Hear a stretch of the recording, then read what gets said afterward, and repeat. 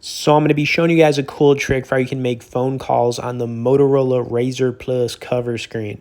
Now, it's actually ridiculous that you can do this, but it actually also works really well. So what you want to do here is hold down anywhere blank on your cover screen, and you're going to see a panel option.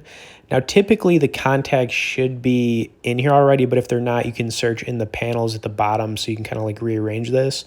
Okay, anyways, let's go over to our contacts section. I haven't added anything on here yet, but you're going to see a dial button.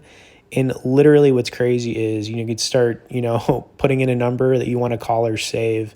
Then when you call this person, it works perfectly. So you could actually have your phone folded like this and be talking on it, which is kind of weird, but also just really cool. Anyways, hope you guys enjoyed a quick tip here on the Razr Plus. Absolutely love this phone. Going to be putting out a lot more videos with it. Also want to point out you guys can get on our tech newsletter where we send out one email a week on only the good stuff directly below in the description. As always, thanks for watching this, guys. And we will see y'all in the next video.